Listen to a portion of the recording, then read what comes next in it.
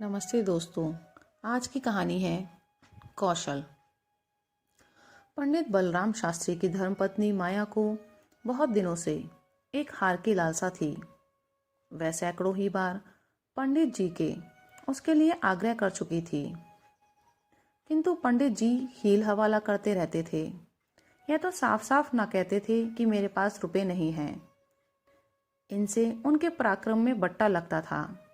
तर्कनाओं की शरण लिया करते थे। गहनों से कुछ लाभ नहीं, एक तो धातु अच्छी नहीं मिलती, उस पर सोनार रूपसे के 8 आने कर देता है। और सबसे बड़ी बात यह है कि घर में गहने रखना चोरों को नेवता देना है। घड़ी भर श्रृंगार के लिए इतनी विपत्ति सिर पर लेना मूर्खों का काम है। बेचारी माया तर्कशास्त्र ना पढ़ी थी, इन युक्तियों के सामने निरुत्तर हो जाती थी।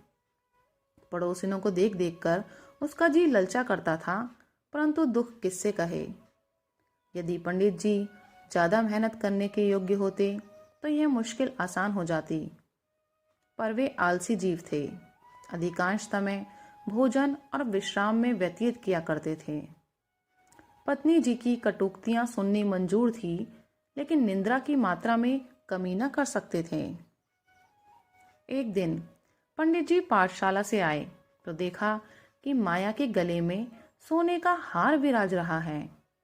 हार की चमक से उसकी मुख ज्योति चमक उठी थी। उन्होंने उसे कभी इतना सुंदर न समझा था। पूछा, यह हार किसका है? माया बोली, पड़ोस में जो बाबूजी रहते हैं उन्हीं की स्त्री का है।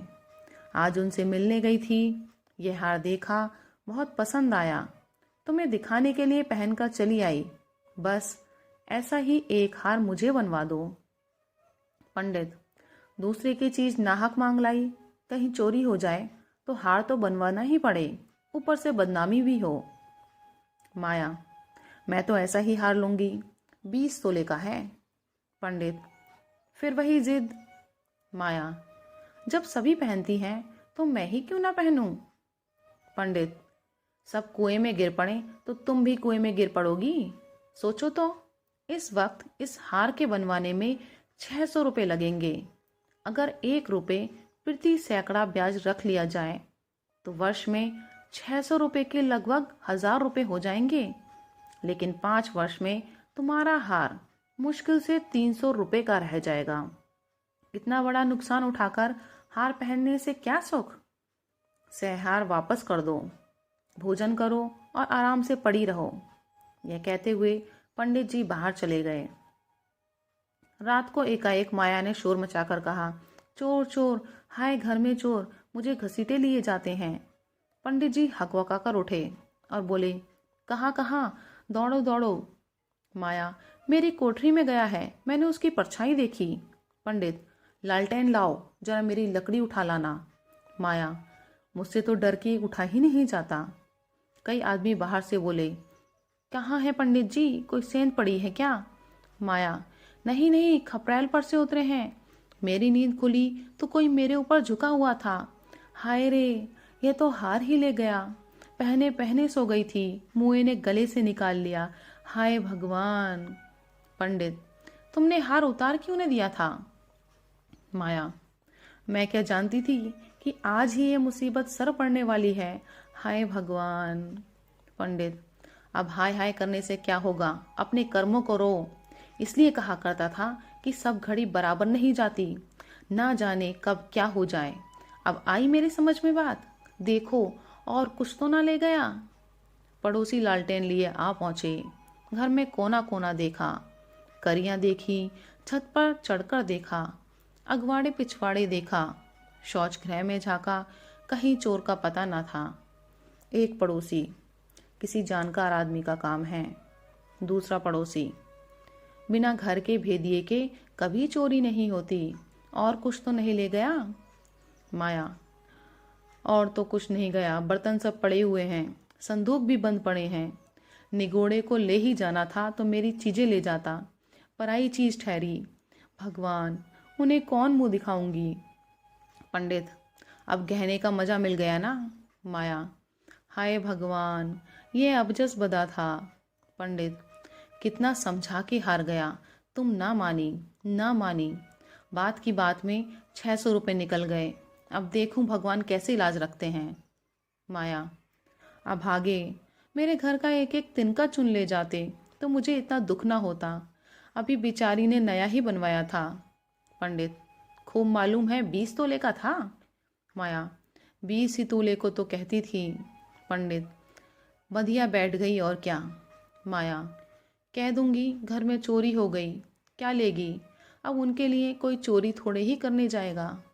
पंडित, तुम्हारे घर से चीज गई, तुम्हें देनी पड़ेगी, उन्हें इससे क्या कि चोर ले गया या तुमने उठा कर रख ली है।